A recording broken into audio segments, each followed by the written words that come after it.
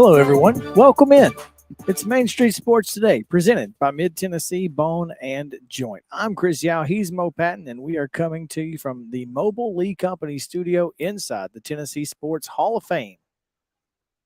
What a fantastic venue for something like this, as you take a look around at the incredible number of folks who have impacted the world of sports and throughout this state. And we're so glad and thankful to Brad Willis and the fine folks here at the Hall of Fame for allowing us to be here.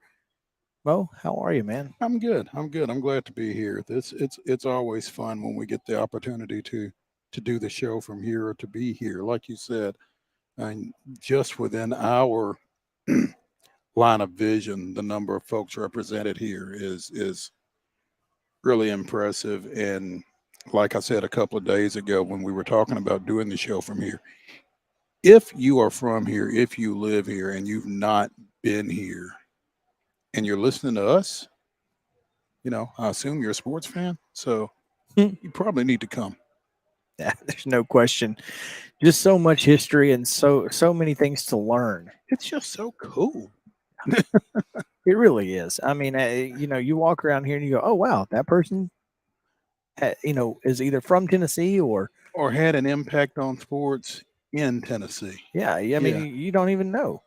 So it's pretty crazy, pretty exciting, and it's that time of year when they are putting together the 2023 induction class, and we talked yesterday about Teresa Phillips getting the announcement that she will be part of the 2023 induction class. The induction is set for I think July 22nd was what Brad told us. He'll be on with us here later in the show, and we can talk more about that. But the induction class is not complete. They still have one more. Uh-oh. And I know who it is. Uh-oh. But look at you. Obviously, you'll keep that a can't secret. Say. Absolutely. Yeah. I will protect my sources.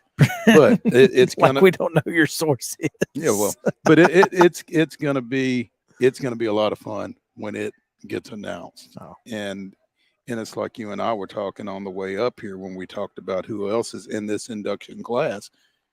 You hear names, and every time it's like they're not already in, but that just speaks to the depth of quality individuals that have shaped the athletic landscape in this state, that they are still getting to a lot of folks who feel like no-brainers, but they're just now getting in. Yep.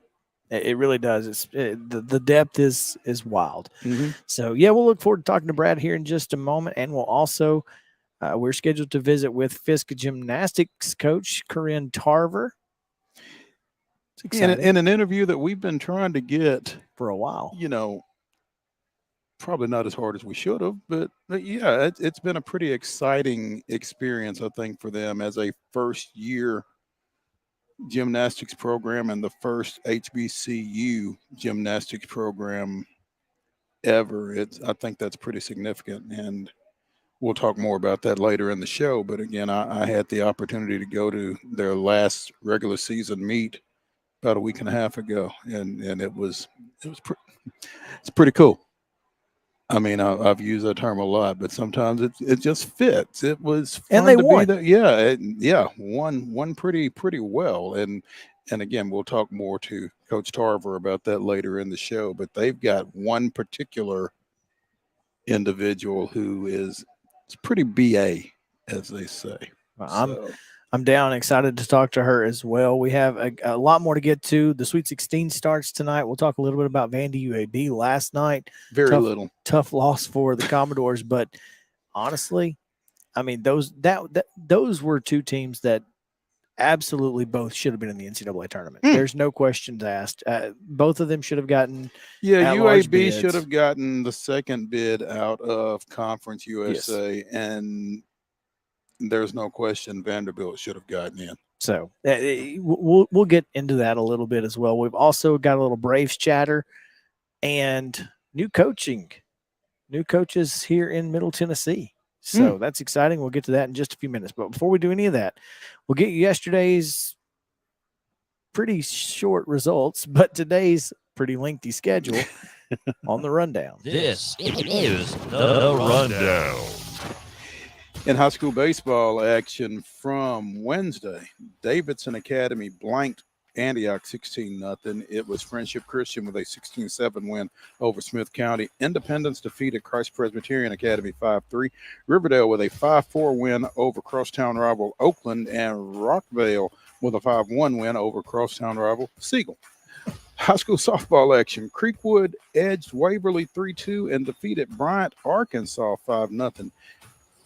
Daniel Boone 11, Alabama Christian Academy of Alabama, nothing. I think that's in the Warrior Classic over in Riverdale. Okay. Which is why it's involved in this. Okay. I think that's how that happened. All right. That makes a little more sense. Yeah. Oakland with a 3-1 win over Green Hill. Smyrna blanked Cane Ridge 19-0. On the pitch, Brentwood Academy with a 3-0 win over Spring Hill, and Hendersonville 5, Stewart's Creek 2.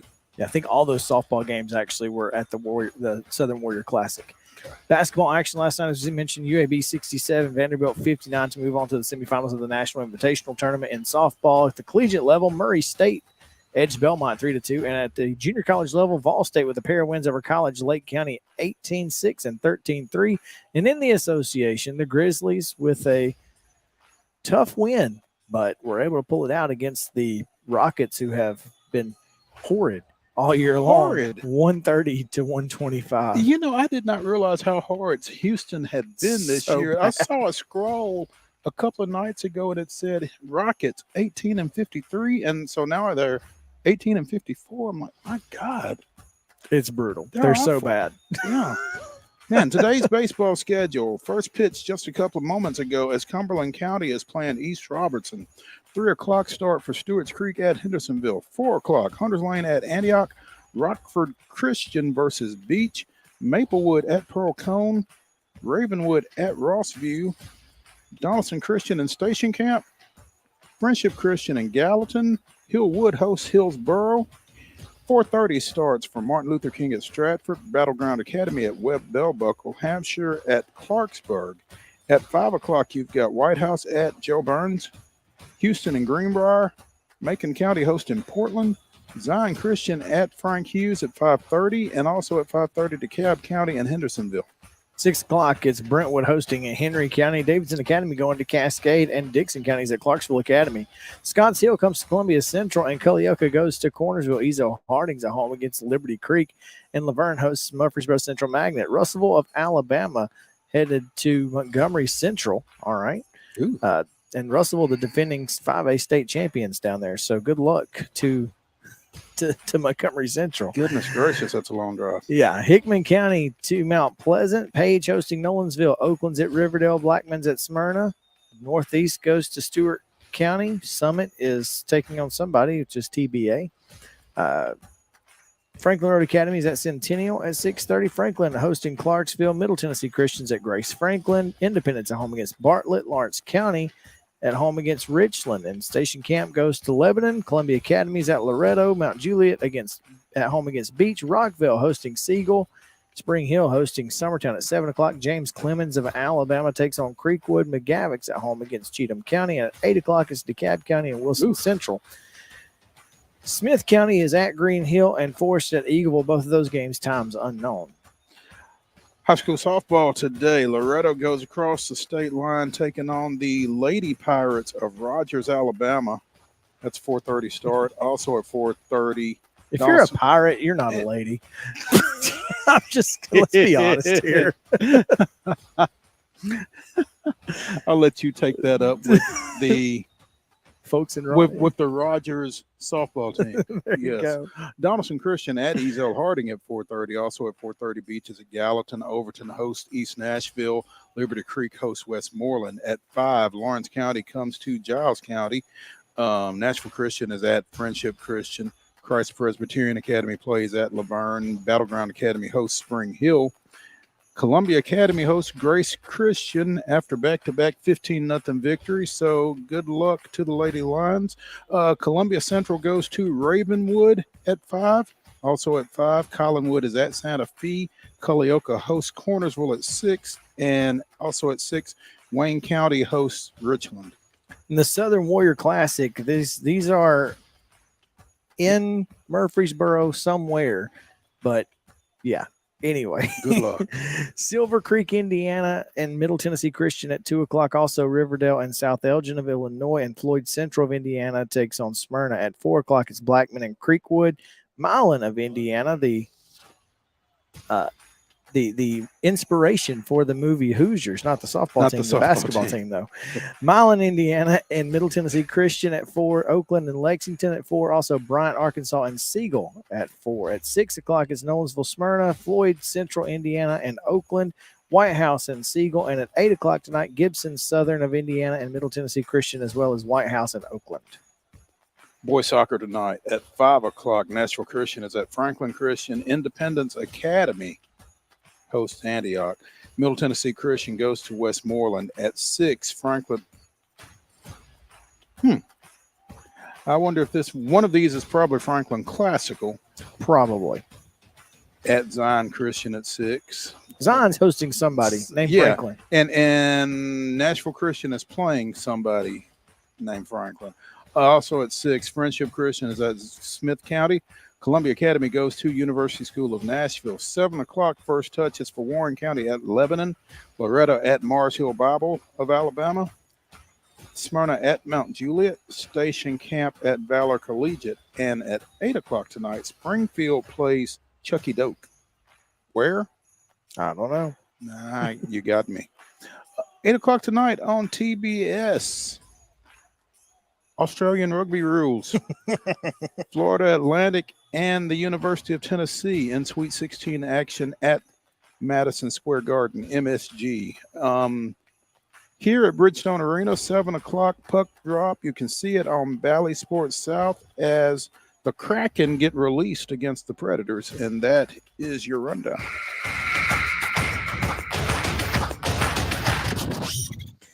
All right, time for our top story of the day. Mo, we got this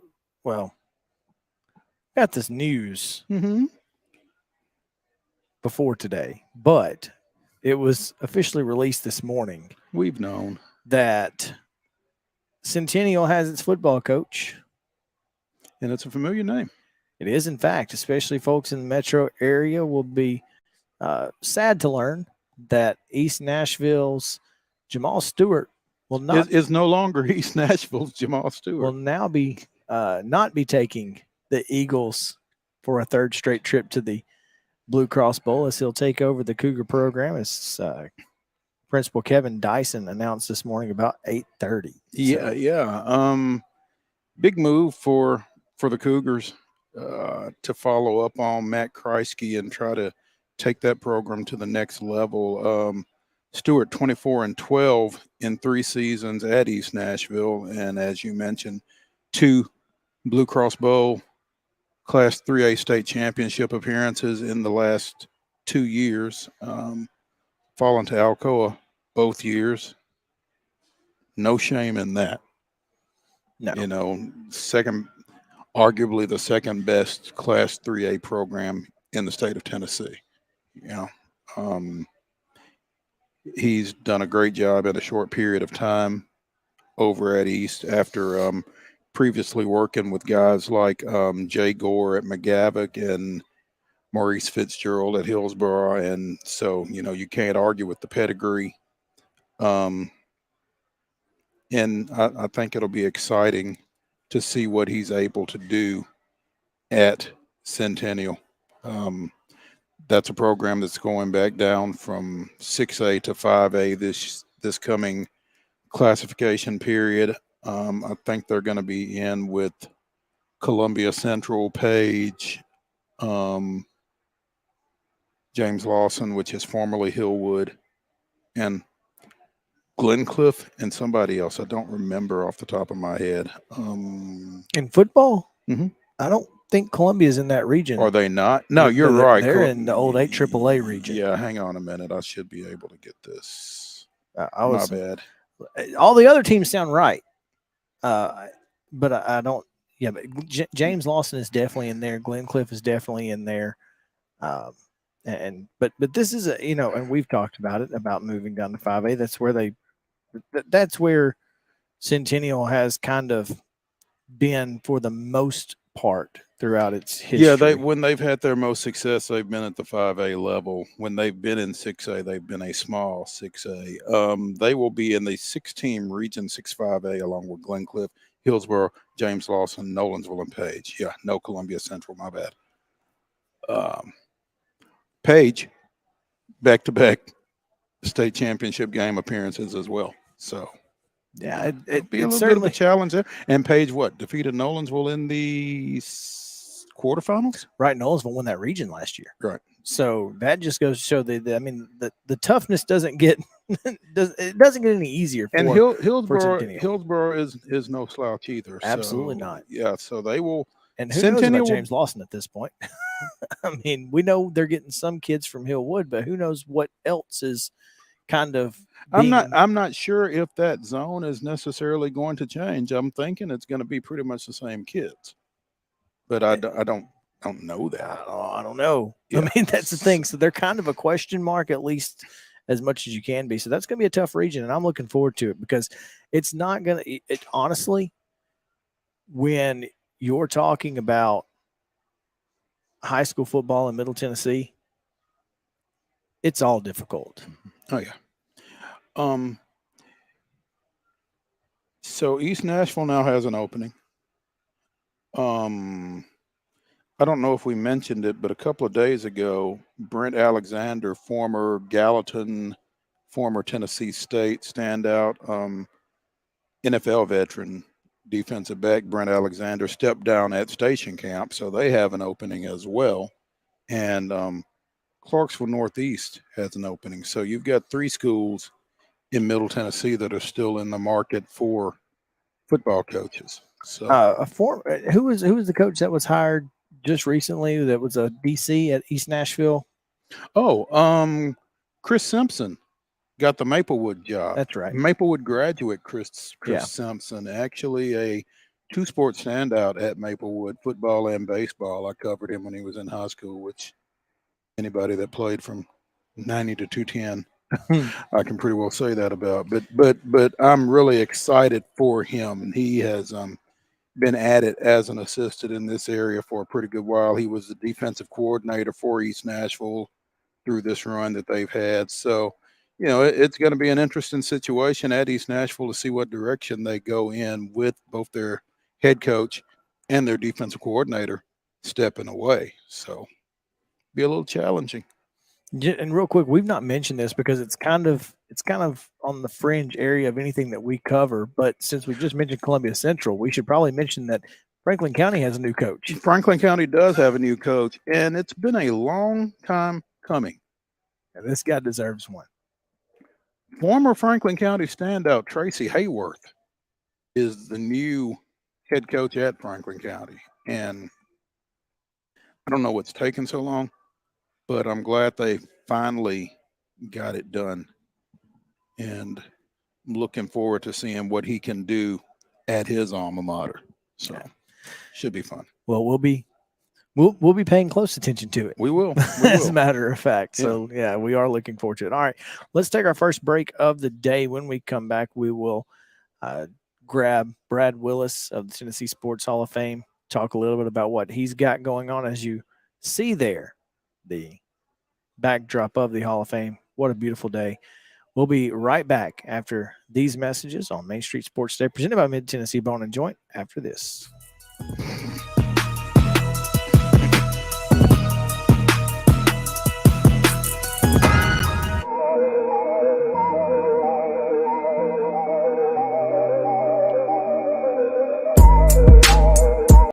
Mid-Tennessee Bone and Joint treats your orthopedic injuries and existing conditions. Our trained physicians will get you back in the game faster. Contact us at 931-381-2663 or www.mtbj.net.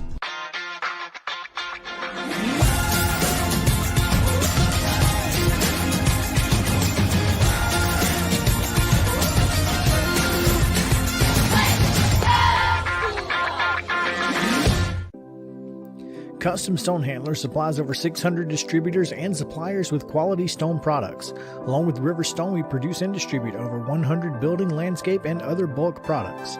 Our goal is to provide quality products, service, and partnerships to ensure our customers' success. We firmly believe that the measure of any person or company is how they treat other people and customers. Give them a call at 931-490-4990 or visit CustomStonehandlers.com. With Lee Company technology, the best handymen are hands-off. Lee Company techs have been using visual findings and other smart technology tools for years to add transparency and virtually take customers along. You see what we see, whether we're in a crawl space or on a roof. With Lee Company, technology helps us help you, no matter what's happening in the world or at your house.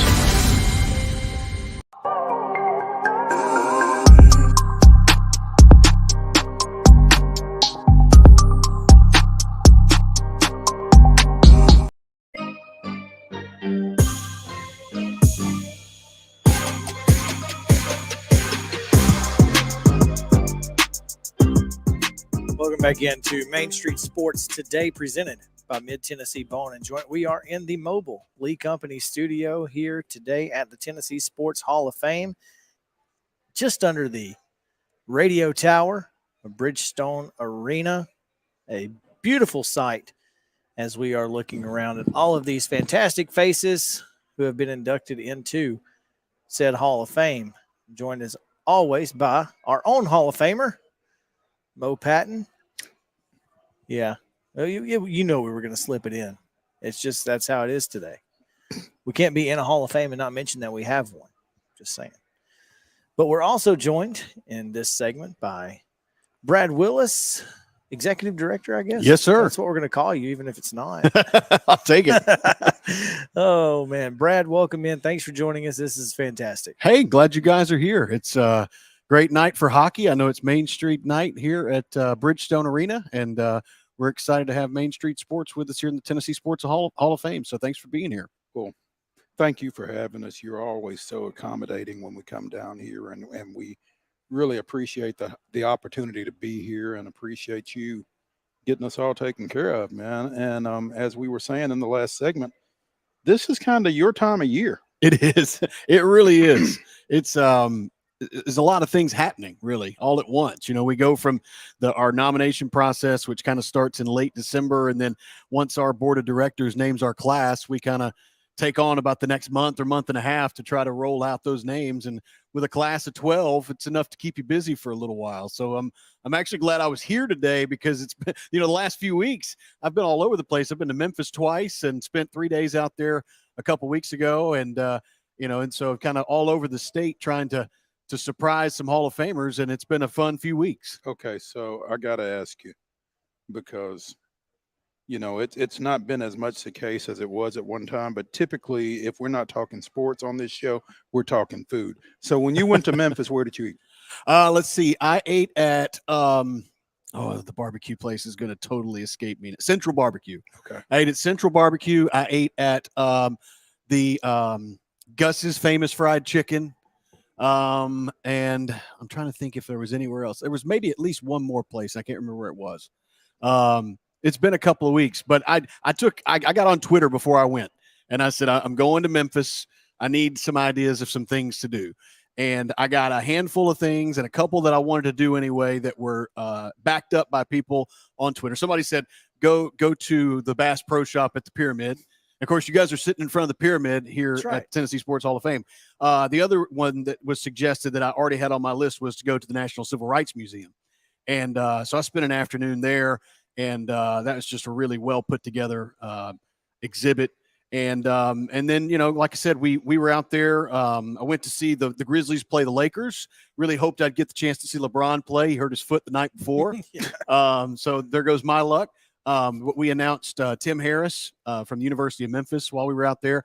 And then also Lauren Roberts, PGA, the boss of the Moss, who's going into the Tennessee Sports Hall of Fame this year. So it was a good time in Memphis. Went back there on Saturday when we announced Zach Randolph as part of this class of 2023.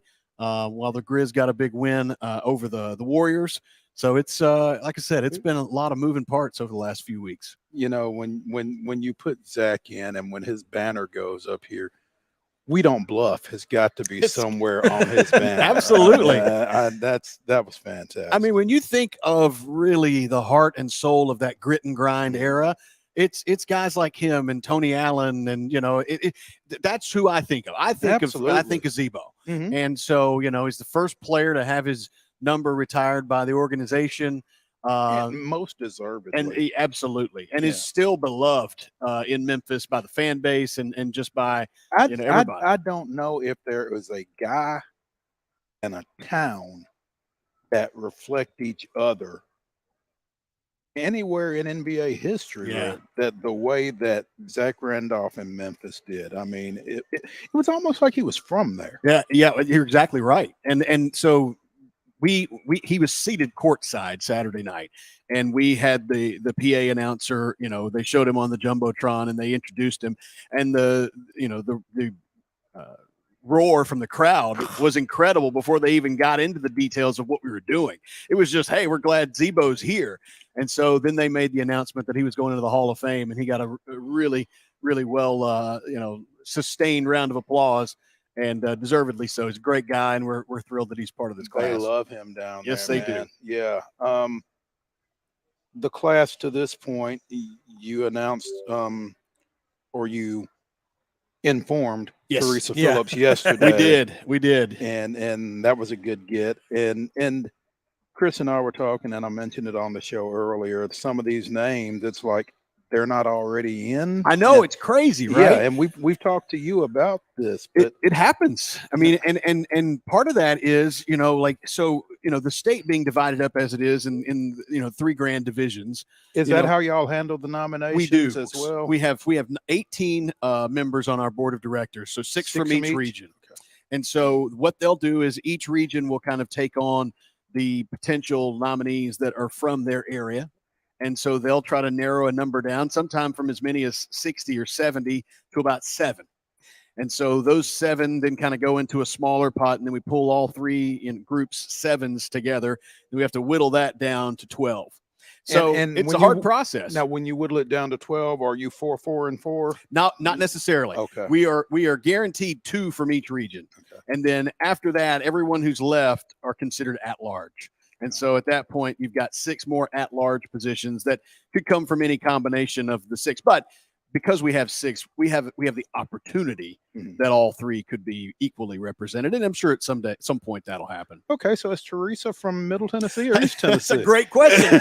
Born on Lookout Mountain, you could make the determination that she's an East Tennessee representative. But obviously she made a huge mark here in Nashville. Was an academic scholarship at Vanderbilt, and was there before the women's basketball team even existed. Of course, ended up playing there and then coaching there, and then went on to coach at FISK, went on to coach at TSU, went on to become TSU's athletics director. And I was reading through all. I mean, she made history. She was the first woman to ever coach a men's basketball game, filling in as an interim coach. I mean, she's got quite the story. And she told us yesterday, we had a group panel get together yesterday at Belmont University, and she was talking about her upbringing, and they're on Lookout Mountain. And she said, her father was very proud of Lookout Mountain, proud of what their family had become. And she talked about the people that in her life that stepped up to get her into girls preparatory school. And, that paved the way for her to be able to get an academic scholarship and go to Vanderbilt. And, she talked about, those people that, were willing to kind of, be uncomfortable maybe at that time, but do something that because it was the right thing to do, that made change in the right direction. And she certainly has a great story to tell. And again, just really, really excited that we were able to include her this year. She has a great story to tell. She's a great person, yes, and very deserving of this. And longtime friend of the show. That so too. It doesn't hurt. We certainly love that. Doesn't hurt. We do.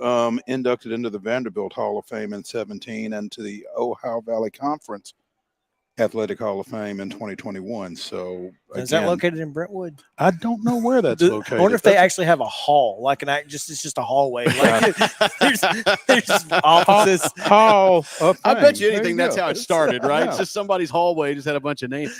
You know, she's a great example, though, Mo, of somebody who I think a lot of people just assumed she was in because her career was so magnificent that you would just, oh, it's a no-brainer, right? We have a lot of people that kind of come through like that, and somebody will ask, hey, how's so-and-so not in? And the fact is that our process is such that we rely on nominations from people. Sure. I can't just walk in one day and say, hey, Mo Patton needs to be in the Hall of Fame. You know, it needs to kind of go through, it needs to go through the proper cycles.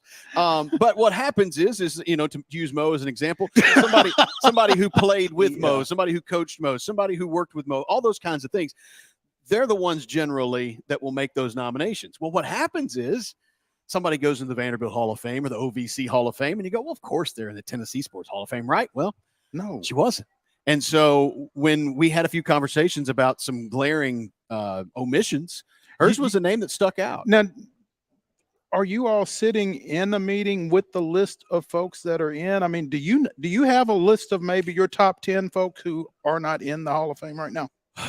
Not committed to memory, but I do have a physical list. Yeah. And every time I think of one, I put them on it. And it's so that when I'm in a situation where I'm around someone who I think should know that, I say, hey, just so you know, so-and-so's not in the Hall of Fame. And generally what they'll say is, how is that? And I'll say, well, it's just, here's our process, but here's how we can fix it. Here's how you nominate. Here's what you need to do. And if you'll nominate, then that's half the process sometimes. Brad Willis, Executive Director of the Tennessee Sports Hall of Fame, joining us here on Main Street Sports Today, presented by Mid-Tennessee Bone and Joint. We've talked about Teresa also in this year's class, in addition to her, Zach Randolph, Lauren Roberts, former Titans linebacker Keith Bullock, former Predators captain Mike Fisher. You mentioned Tim Harris, Steve Smith of MTSU baseball fame, Bristol Motor Speedway co-founder Carl R. Moore. Yep. That's wow. Bristol Motor Speedway and Bristol Dragway. Co-founded both of them. They like fast cars in They Bristol. do indeed. They do indeed. Lady Vol track star Tiana Madison. Yes. And the one that when I saw it, I had the he's not already in reaction. Former East Tennessee State basketball coach and AD Les Robinson. Now, Les Robinson, for those of you who were born after a certain time, Chris Yow, coached that 1988 ETSU team with Mr. Jennings. Mr. Jennings. Into with the Sweet 16? I believe that's right. Yeah. So and they beat Oklahoma, but also I think it was Oklahoma. But he also coached at NC State, coached at the Citadel, was an athletics director at NC State, athletics director at ETSU, and then because these happened so quickly, I don't know that we mentioned John Henderson. John Henderson, we announced on Tuesday, and I don't know that he's on that release. He's not on this list. John, played at the University of Tennessee, was Pearl Cone Firebird, played, I want to say 11 seasons in the NFL, played with the Jacksonville Jaguars, and at the time, the Oakland Raiders, and is, was an Outland Trophy winner at the University of Tennessee. Had the chance to tell him on Tuesday, and it was great because, he didn't realize what we were going to tell him, and we were talking to him about, just his background in Nashville. And he went on to say, it's Nashville, Nashville's grown. Nashville's, looking to host all these things. And now we've got people who are from Nashville who've won World Series championships and Super Bowls and all these things. And we said, yeah, now we got another Tennessee Sports Hall of Famer too, John, because you're going in. So, so he was pretty excited and fairly surprised. So it's been fun. The one thing that I decided when I started with this job in January 2020 was I believe that an induction into a Hall of Fame is really only as special as you make it.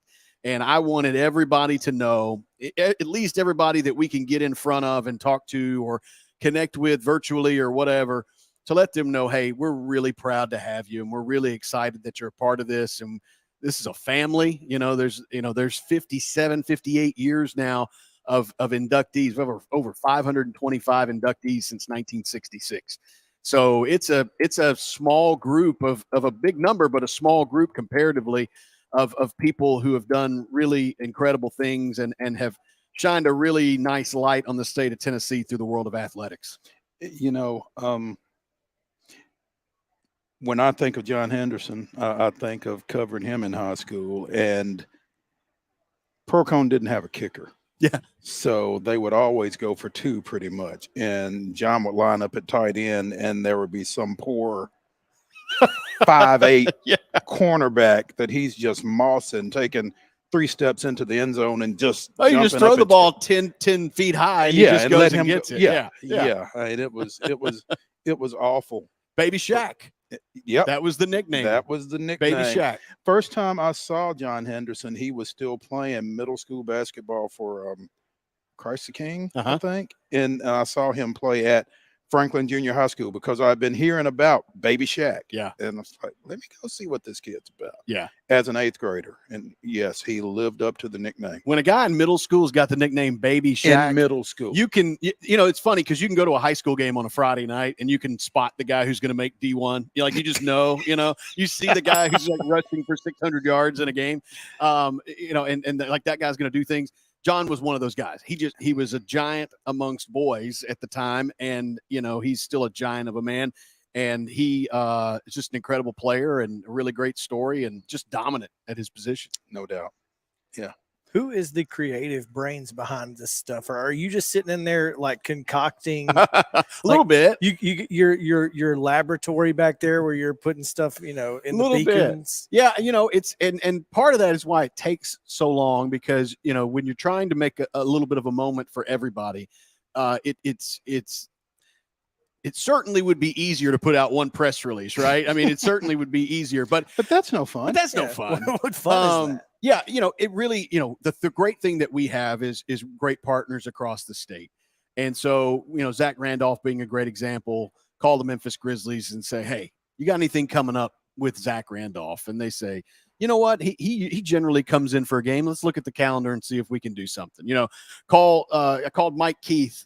And I said, hey, Hall of Famer. I've got Keith. That's right. 2021 Hall of Famer. I've got Keith Bullock on this year's, rundown. Want to do something special. Try to surprise Keith. How can you help me? He's like, I'll get back to you. I got you. And so we kind of work through some things and do some ideas. We've got 11 of our 12 announced. We've got one left and hope to do that one in the next few days. It's going to be another big name.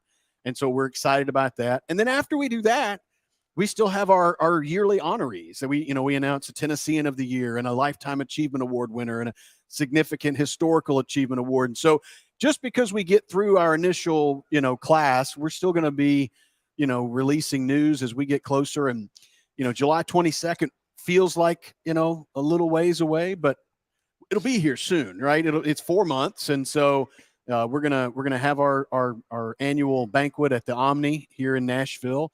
And so we're looking forward to celebrating this class. And, last year we ended up with 3 classes worth. We ended up with 20, 21, and 22 because we didn't have a banquet for a couple of years due to COVID. And so that was a big group.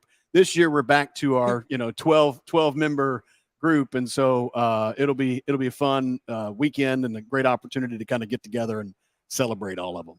Well, I'm certainly looking forward to it.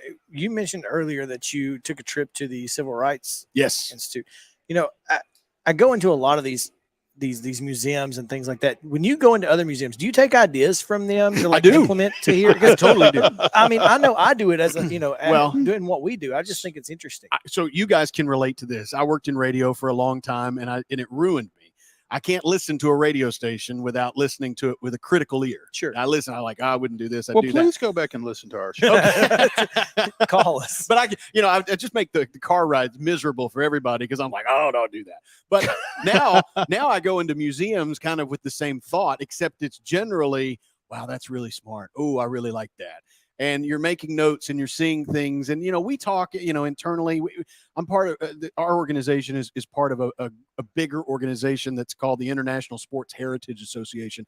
It's really a collection of people like me that run museums and things like this. And we'll get together every year and kind of share ideas. And it's interesting. We're kind of keeping tabs on how people are setting these museums up now in the sense of what's the balance between something that's a physical artifact that you look at versus some interactive or some, digital thing where you're seeing a picture of it and it's telling you a story. And so there's a fine line between how much is too much of one or the other. And we're, trying to learn from what other people do. And so I've been to the College Football Hall of Fame. I've been to the Pro Football Hall of Fame. Isn't it fantastic? It's really great. It's really great. We were fortunate enough to be able to do our show from Radio Row. It's beautiful. During the SEC Media Days at the College Football Hall of Fame. And it's the first time I'd been. He had been before. It's really well done. But it's fantastic. And they strike a great balance between the virtual versus physical. I mean, you come in, you get the lanyard, you kind of personalize it for yourself. And when you walk to the wall of TVs, it kind of turns itself on to whatever team you told. I think that's really cool. We have a lot of kids come through here. We have a lot of field trips and youth groups. And, one of the things they always want to do is pop a shot or something like that. And, those are the kinds of things that as we tend to look to grow and kind of see where things are, we'd like to do some things like that, even if they are more virtual than physical, if it goes that way. Now, I'm told that the Tennessee Sports Writers Association is moving toward having a kiosk here, speaking of interactive. Yep, absolutely. For their Hall of Fame. So Chris Dortch, who went in, I want to say class of 21 or 22, had reached out to us and said, hey, we're looking to, have a bit of a display somewhere. And so we're kind of working on that. We've got a permanent exhibit to Fred Russell and to Grantland Rice. And, I think that something talking about present day writers and those who have really been a part of the, the kind of the fabric of sports writing over the last, generation would be a great complement to that. If you go to our kiosks now, there's actually a place where you can go and it will show you every year's list of inductees. What it doesn't do is dive a little bit further in and give you background on that writer and all those kinds of things. And that's kind of what we're looking to do. But it's been great. And we're really, happy to have that as part of the exhibit here. So you can kind of find out more about it because again, sports is more than just stick and ball, right? I mean, there's so many elements to it. And when we're talking about sports in 25 years, we're not just going to talk about the newspaper writers and, and the TV. At 25 years, we're going to be talking about these platforms that are coming along now, like Main Street Sports, right? We're going to be talking about how the landscape changes and you guys are a part of people's everyday lives. Those are the kinds of things that, as the story continues to change and sports continues to change, good halls of fame kind of change with them. No question. Brad Willis, Executive Director of the Tennessee Sports Hall of Fame. Brad, thanks for taking some time with us today, man. Who's going to win the national championship? Oh my goodness. Alabama's a tough out. It's going to be hard to kind of bet against them. Gonzaga, always interesting, always kind of in the mix. So Tennessee's in the Sweet 16. They get by FAU and then maybe through a Michigan State or somebody like that. Who knows? I didn't think they had a chance when they lost Ziegler. And, and they kind of got bounced in the second round of the SEC, but, you come out and put it on Duke the way you do. And now you might have an easier road to the Elite Eight. I don't know. And the bracket has kind of opened up for them. It has opened up for them. But, in March, nothing's a given. There you go. Nothing, including tonight. So it's going to be a lot of fun. We'll talk about it on the other side of the break here on Main Street Sports Day, presented by Mid-Tennessee Bone and Joint. Back to the Lee Company studio right after this.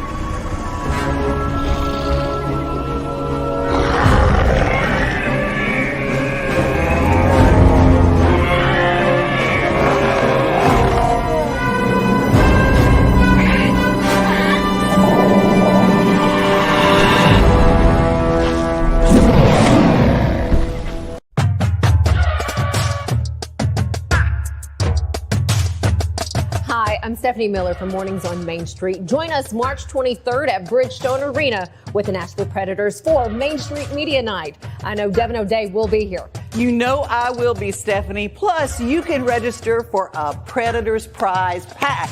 They were going to call it the Hockey Hootenanny, but they changed. So it's going to have 4 tickets and food vouchers. You got to register to win.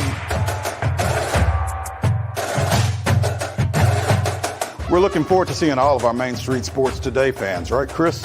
Absolutely, we are. And we could not do this without, of course, our owner, Dave Gould, and our friends here at Smashville.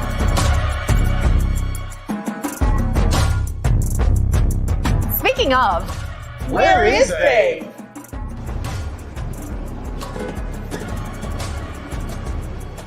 we will see you March 23rd for Main Street Media Night. Let's go, Prince!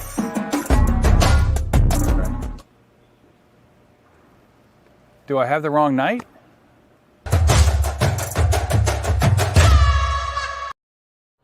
Walmart Supply Chain is hiring in Lebanon. Earn up to $22.25 an hour when you join our new fulfillment center. Enjoy competitive pay and premium perks, including 100% paid college tuition, 401k match, flexible schedules, a free Walmart Plus membership that includes discounts, and free Paramount Plus, paid time off, and so much more. Fulfilling work starts right here. Text JOIN to 240-240. That's JOIN 240-240 to apply now.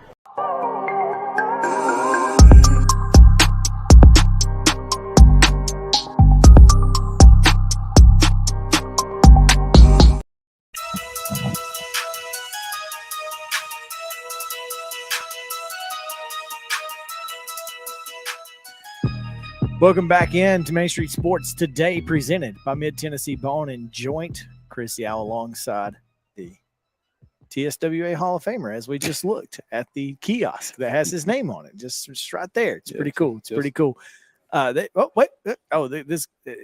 there we go. We just got folks over there punching numbers. We're figuring it out. We've got interactive kiosks going crazy over here. This guy. So let's see here. Gotta go back. Well, and this is so cool. I mean, look at these kiosks, man. How neat is that? That's pretty slick. So I didn't realize that was there, honestly.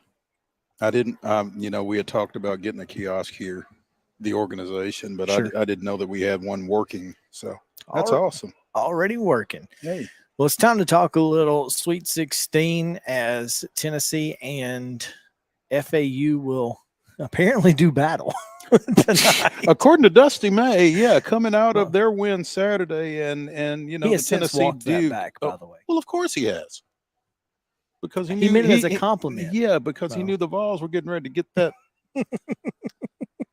He meant it as a compliment. Yeah, and I'm sure that's how they took it. Oh yeah, I'm sure. Absolutely. Yeah. I'm here to tell you that was not. That's the not how case, they took it. as a matter of fact. So Tennessee and Florida Atlantic tonight. Of course, look, you can't take anything for granted. For those of you who don't know, this is the last year of this iteration of Conference USA.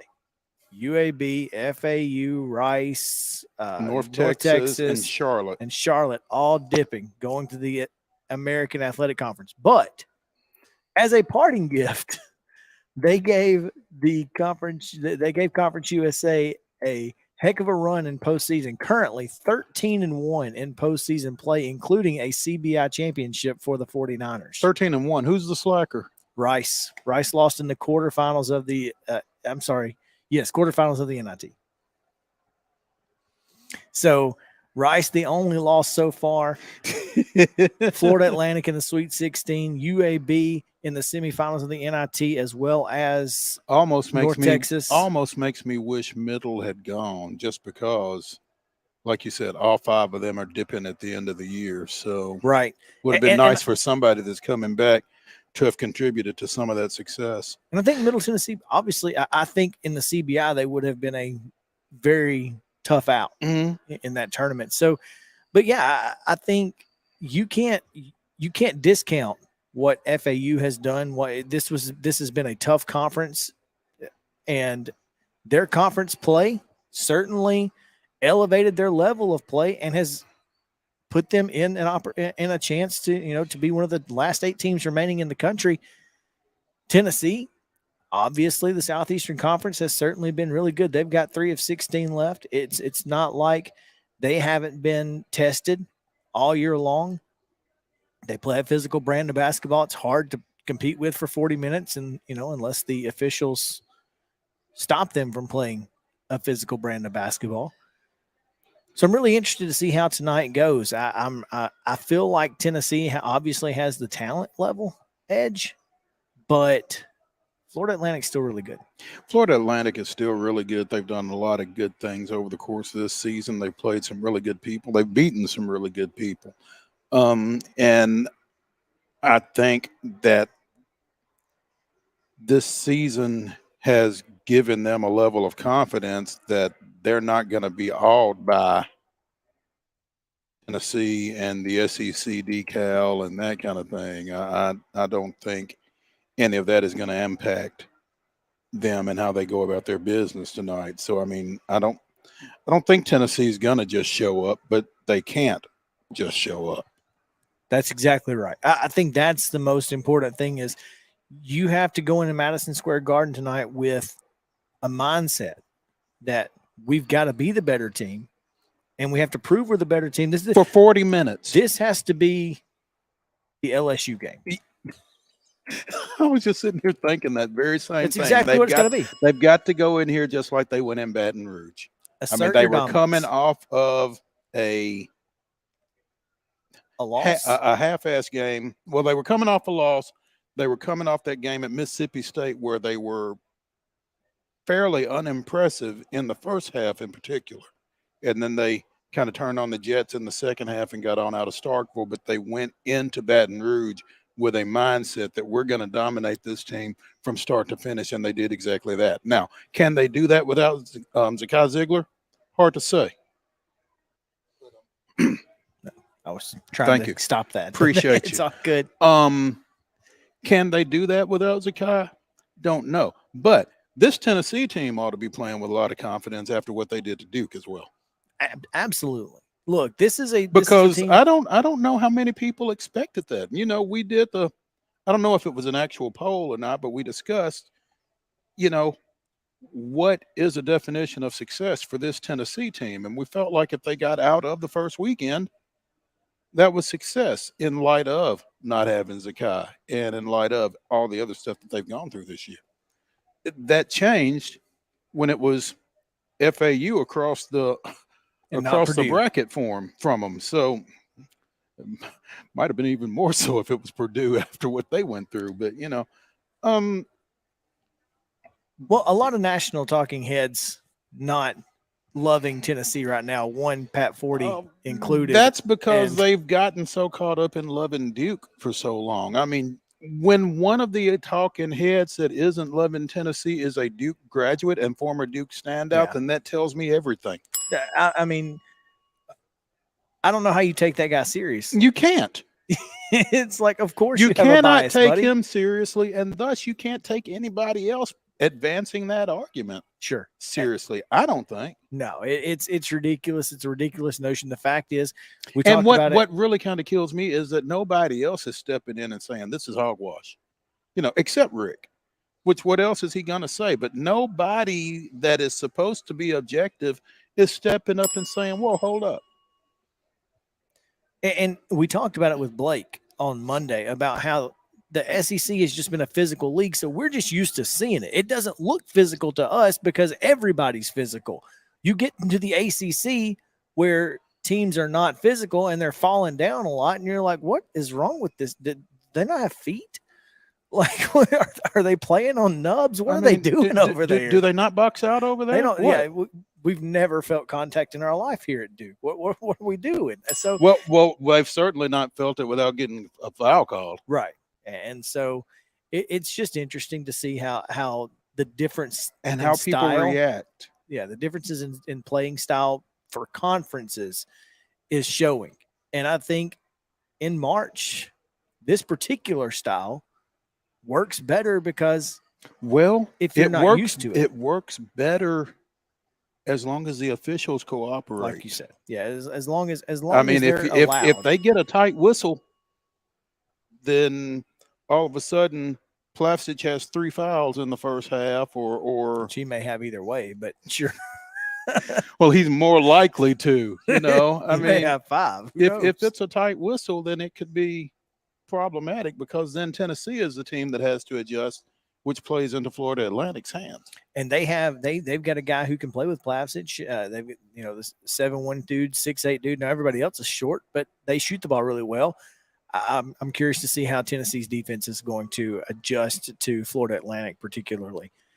Also tonight, we will figure out which one of our Final Four picks will no longer be moving on, as you have Arkansas, I have UConn, and they play tonight. I still like my pick.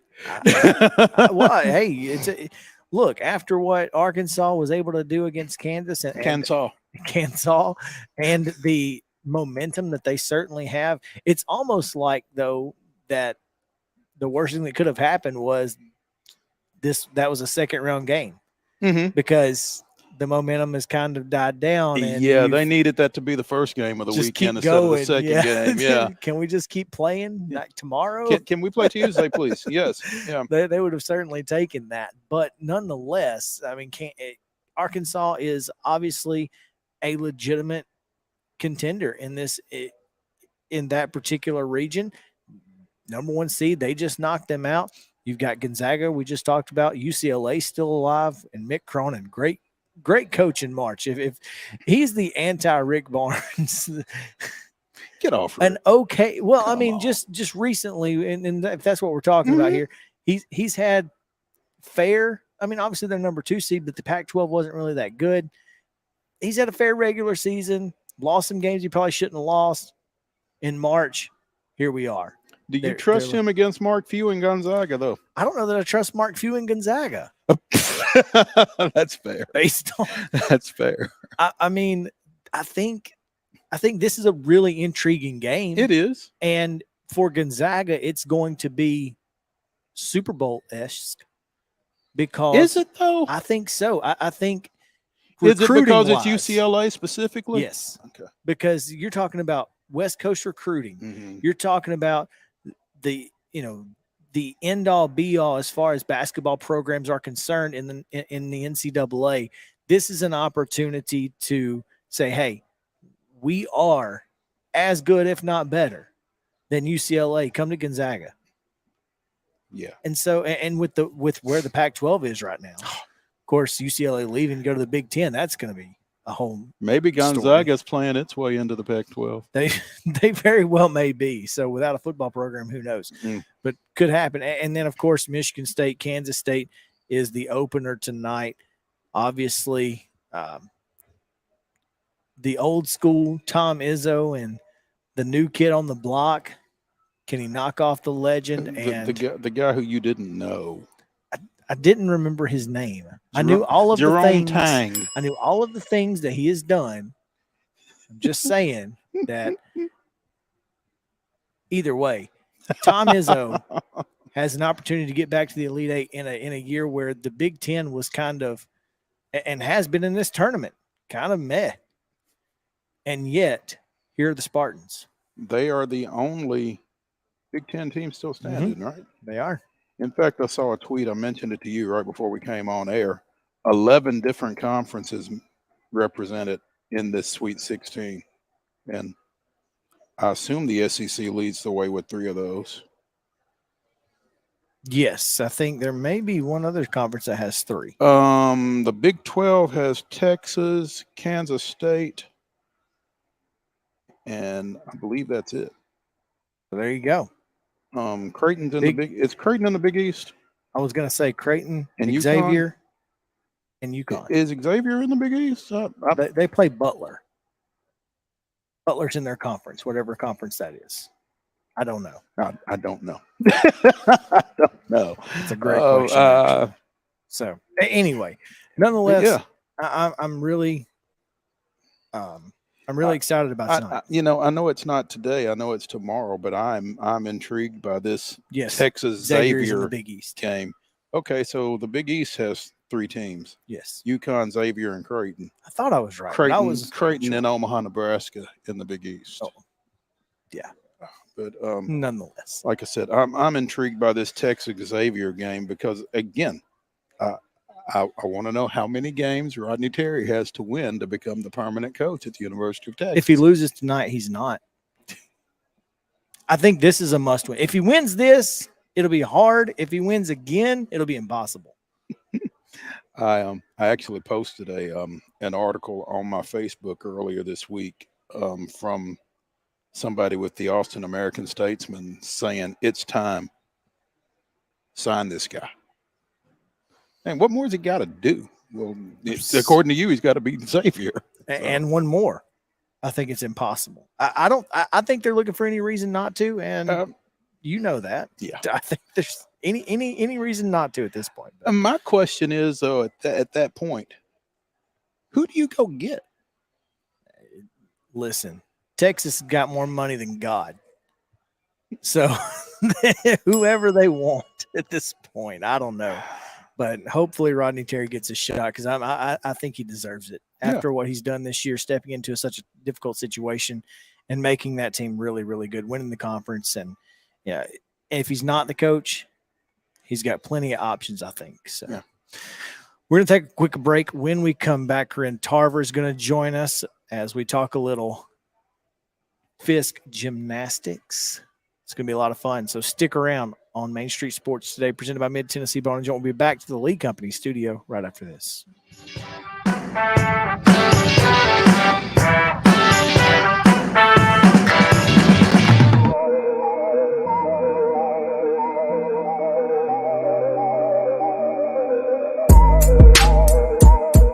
Jones & Lang Sporting Goods here in Columbia has been outfitting teams, officials, and anybody else from T-ball to college for 50-plus years. Be sure and check them out at 931-388-8060 or online at jonesandlang.com. Jones & Lang Sporting Goods, the look of a winner. Zion Christian Academy, zioneagles.org or 931-388-5731. You can schedule your appointment. Go tour their campus. It is beautiful over there, and you're definitely going to want to see it. Again, it's zioneagles.org. Give them a call, 931-388-5731, and schedule your tour today.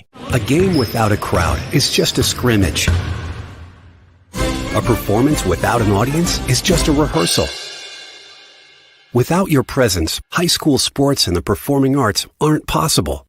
Ensure that these essential extracurricular activities continue to enrich the lives of students in Tennessee. Purchase a ticket to your local high school's game or performance. This message presented by the TSSAA. Mid-Tennessee Bone & Joint has been the official sports medicine provider for Murray County Schools for more than 40 years. We specialize in orthopedic service, and our Ortho Quick Walk-In Clinic lets you bypass the ER. Visit us online at www.mtbj.net. With Lee Company technology, the best handymen are hands-off. Lee Company techs have been using visual findings and other smart technology tools for years to add transparency and virtually take customers along. You see what we see, whether we're in a crawl space or on a roof. With Lee Company, technology helps us help you, no matter what's happening in the world or at your house.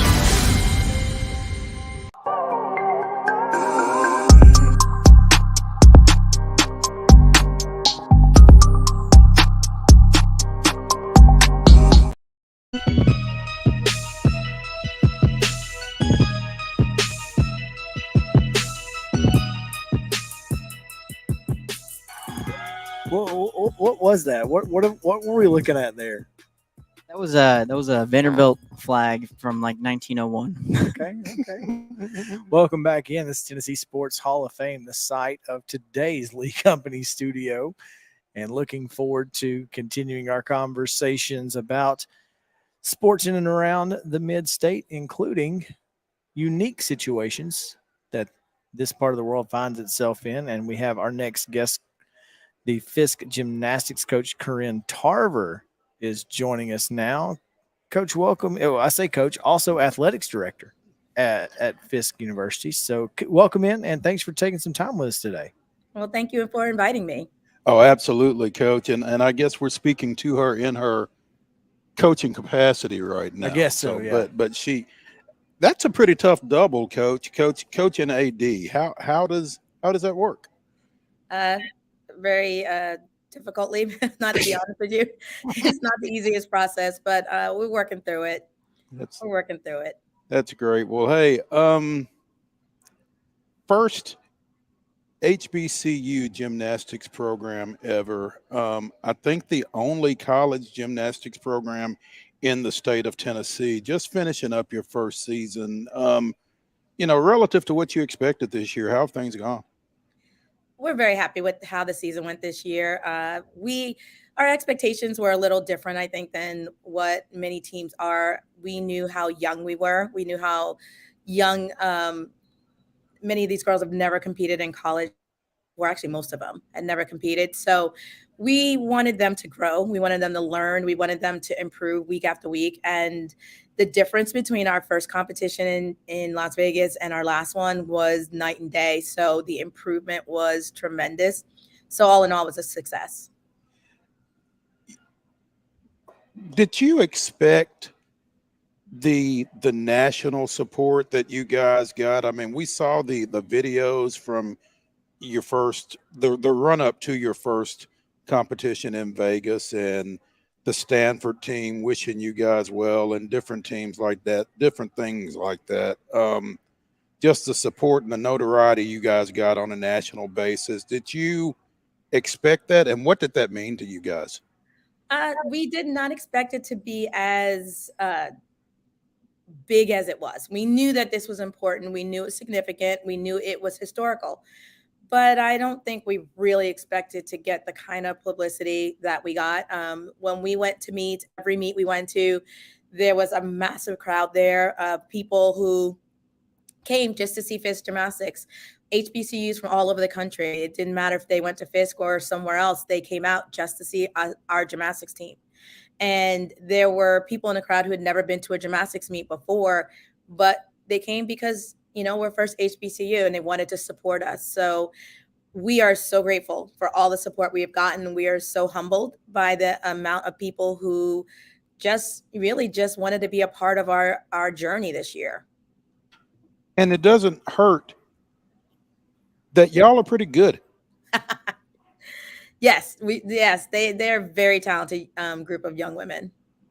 I had the good fortune of being able to come to your final regular season meet a little over a week ago over at Belmont against Greenville, and Morgan Price is everything that she is cracked up to be and then some. I mean, she is a person that you can build a program around, it looks like.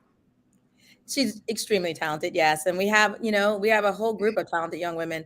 And Mo is one of our all-arounders, actually our only all-arounder right now, but we do have quite a bit of other young women who are so talented on different events. So it helps. It definitely, Mo is definitely an asset along with the rest of the team.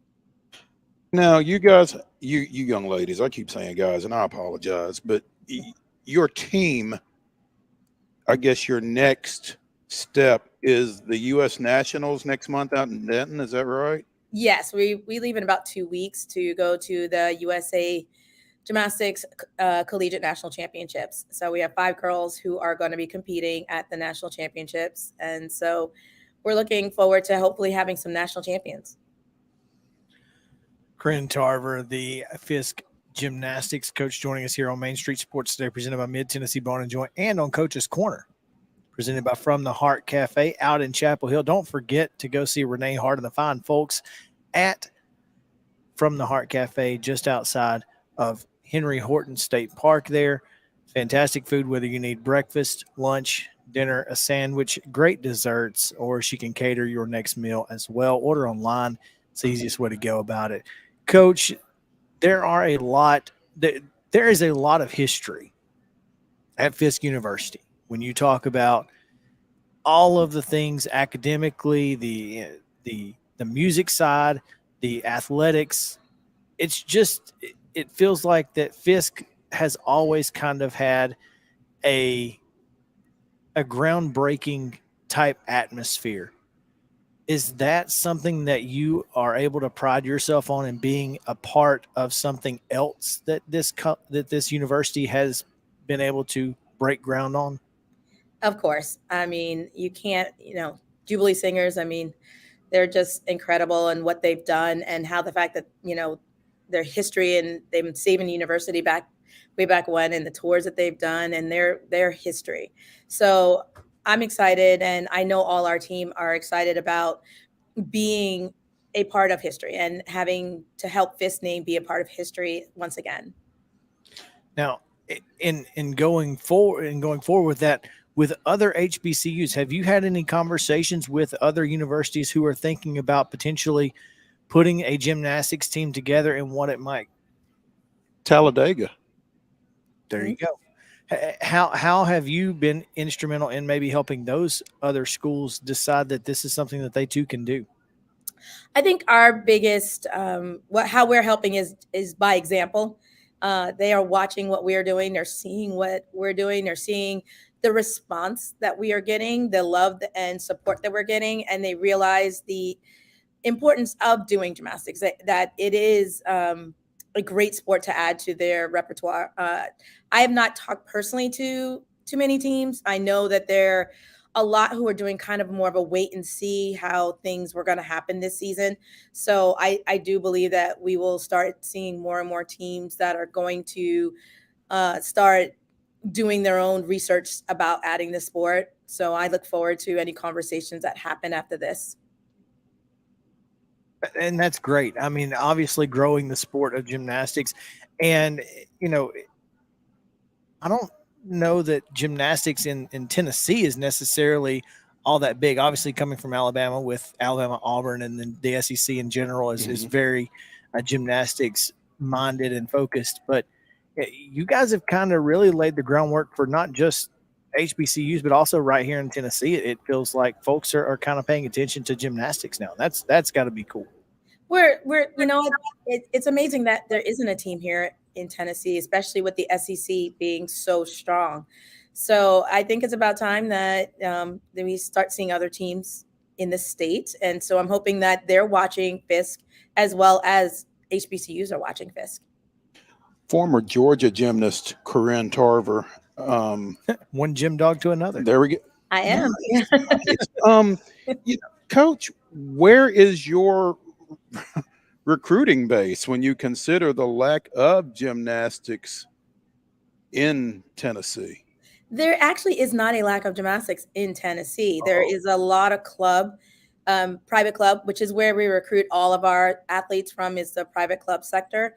And there are quite a few clubs in the state of Tennessee. It's just college has been a little slow to catch on, but there is quite a big base here. We recruit really all over the country, honestly. The majority of our team is from the Southeast, or Texas as well. So the South, I should say. The new crop that we have coming in, most of them are from the South, but we do have some from North as well. So honestly, we recruit all over. And it's got to be a lot easier to walk into a living room when the publicity that you have gotten this year, folks know who you are when you walk into a living room and say, I'm with FISK Gymnastics. I think that's got to be a huge selling point for you guys. It definitely is. And believe it or not, a lot of the recruiting kind of, I don't want to say it does itself, but because of the publicity that we've heard, we get a lot of recruits contacting us, as well as us contacting them. So it does make it larger pools in which we can work with. So we're kind of well known, apparently. Well, it always helps when they're saying, hey, coach, come check me out, instead of you saying, hey, we want to come check you out. It's interesting. I tell people that we traveled a lot this year, and every single time we went to the airport, we were recognized. And that was, that was kind of mind blowing to constantly people come up and be like, you're FISK Gymnastics. Wait, you're that gymnastics team. Like, yep, that yes. They're the gymnastics team. When you're talking about team. And this you're that gymnastics team. Yeah. heading to nationals in a couple of weeks. You said you're taking 5 girls. Who are they, and who are some girls that you are expecting to bring back some national championships from that? Where Mo Price made it. Morgan Price was qualified as an all-arounder, meaning she's doing all 4 events. Leah Reed Hammond qualified on vault. Kiara Richmond on bars. Liberty Mora on beam, and Saya Coleman on floor. And honestly, any one of them could take home a title. So we're excited for all of them to go out there and show what they're capable of. And wouldn't that be amazing that in our first season to get a national champion? I mean, that would just be the icing on the cake. No question there. CORRINNE Tarver joining us here on Main Street Sports Day, presented by Mid-Tennessee Bone and Joint, and Coach's Corner, presented by From the Heart Cafe.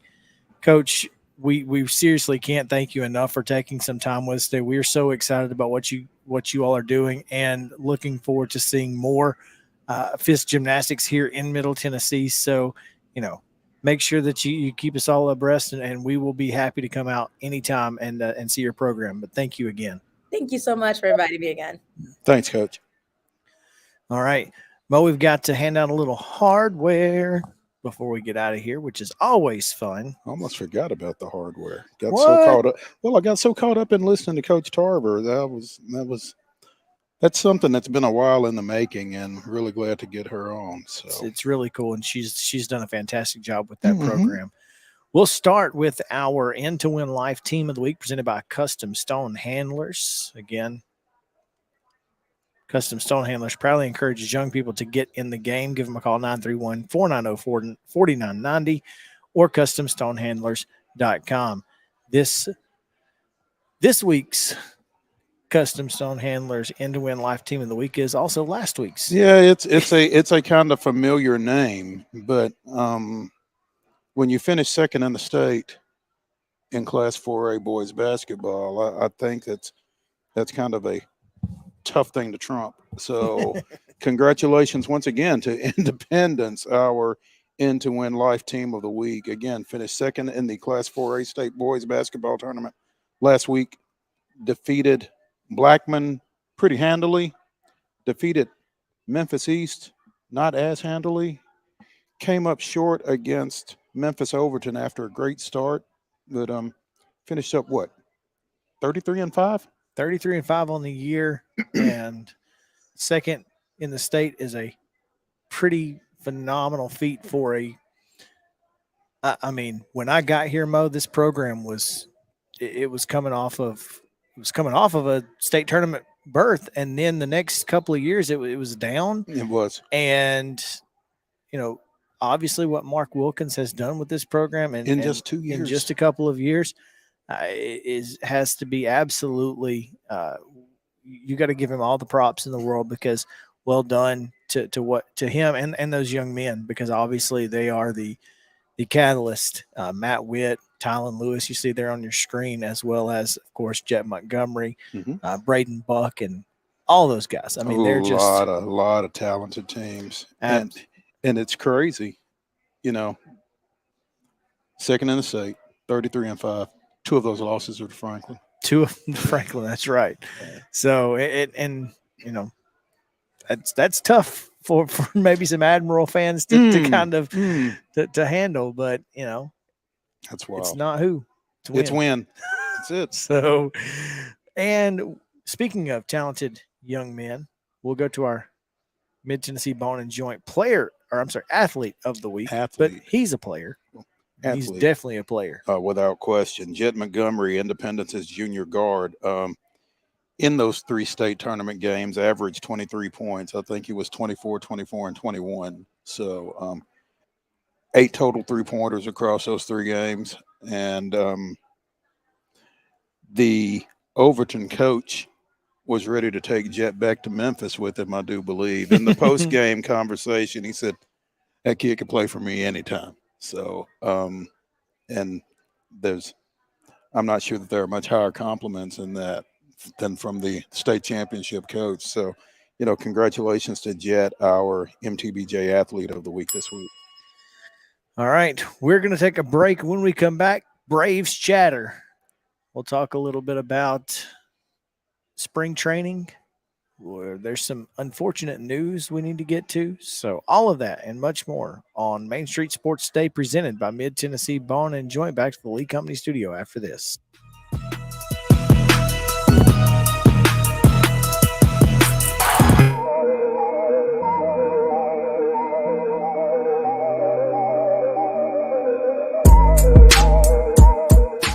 Jones & Lang Sporting Goods here in Columbia has been outfitting teams, officials, and anybody else from T-ball to college for 50 plus years. Be sure and check them out at 931-388-8060 or online at jonesandlang.com. Jones & Lang Sporting Goods, the look of a winner. Zion Christian Academy, zioneagles.org or 931-388-5731. You can schedule your appointment. Go tour their campus. It is beautiful over there, and you're definitely going to want to see it. Again, it's zioneagles.org. Give them a call, 931-388-5731, and schedule your tour today.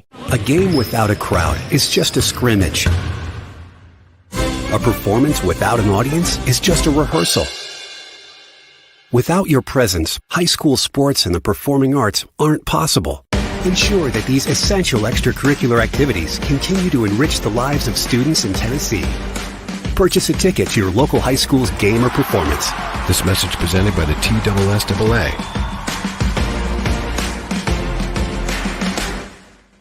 Mid-Tennessee Bone & Joint has been the official sports medicine provider for Maury County Schools for more than 40 years.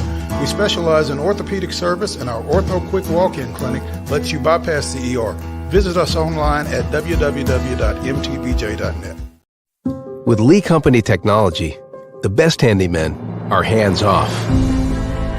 Lee Company techs have been using visual findings and other smart technology tools for years to add transparency and virtually take customers along. You see what we see, whether we're in a crawl space or on a roof. With Lee Company, technology helps us help you, no matter what's happening in the world or at your house.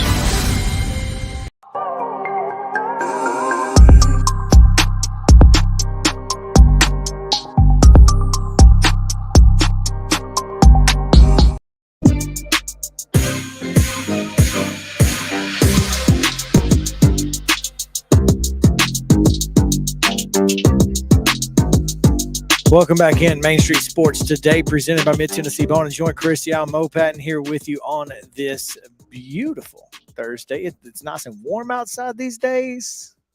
Of course, we're going to get some more storms tomorrow, but Saturday and Sunday are supposed to be beautiful and warm and sunny, and I can't wait. Spring has sprung. For now. You know what spring said? I'm sprung. You know, that was Stop it. Stop it. Wow. You know, I was going to tell you guys, we had pizza last night for dinner, and my pizza cutter broke. And so I had to use my Bryan Adams CD because it cuts like a knife.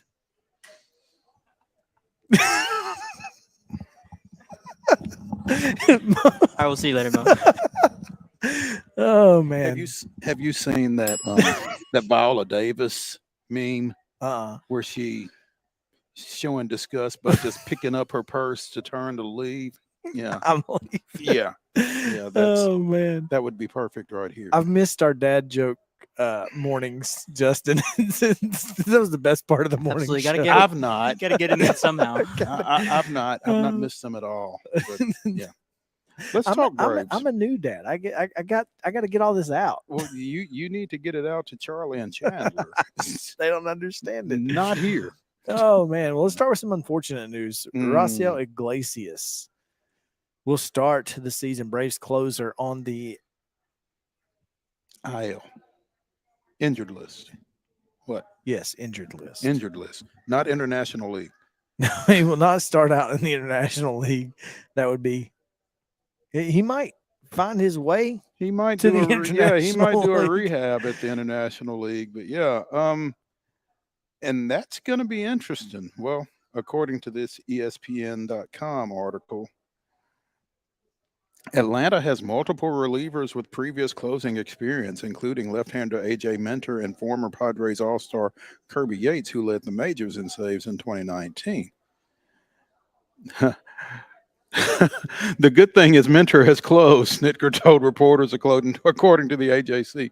He obviously would be the obvious guy. I don't know. It may be a matchup scenario type thing. You just got to audible a little bit with the guys that you have and see. Snitker also mentioned newcomer Joe Jimenez as a potential candidate. Apparently, Snitker not so sold on Kirby in the closing. No, Kirby Yates has been awful. Yeah. Now again, he was coming off Tommy John, as is just about everybody the Braves get these days.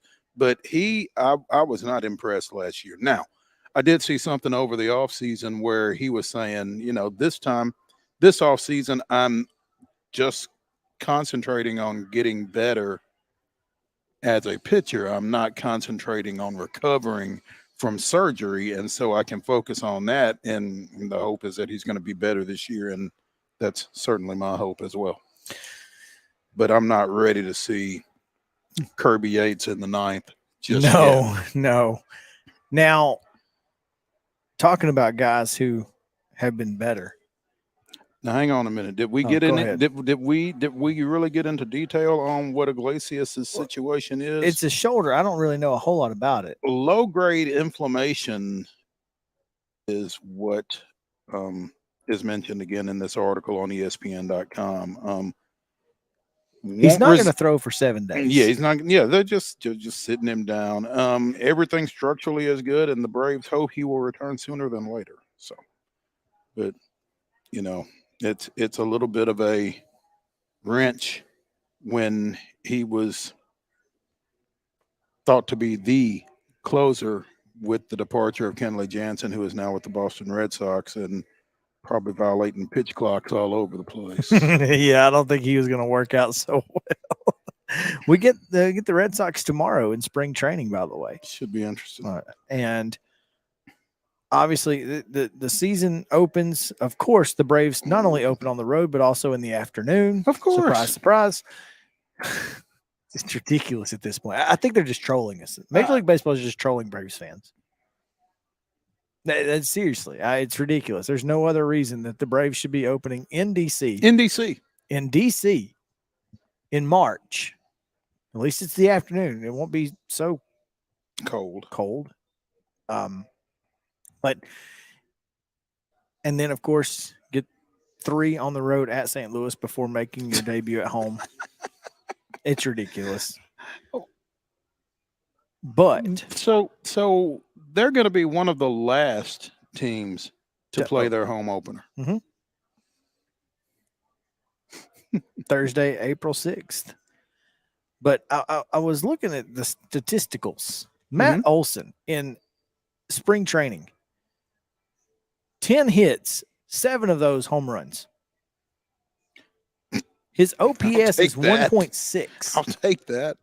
1.6, Mo. That's on base plus slugging. Mm-hmm. Holy crap. That is an insane number. Dude is jacking the ball right now. Obviously, not having to worry about the shift has probably loosened him up a little bit. And it's only going to get better with that short porch in right at the chop house. So watch out for Matt Olson this year. Hitting 441 in spring training. Yeah, don't leave all those hits in Florida. Yeah, don't leave them all in Florida. Amen. But looking forward to the Braves getting started, and we're looking forward to seeing you guys tonight here at Bridgestone Arena for Main Street Media Night. Come on down. Say hello. We'd love to see you. We will be somewhere between 118 and 119. I think so. So come see us. Again, thanks to Brad Willis at Tennessee Sports Hall of Fame for letting us be here. We'll see you guys tomorrow at 2 o'clock on Main Street Sports Today.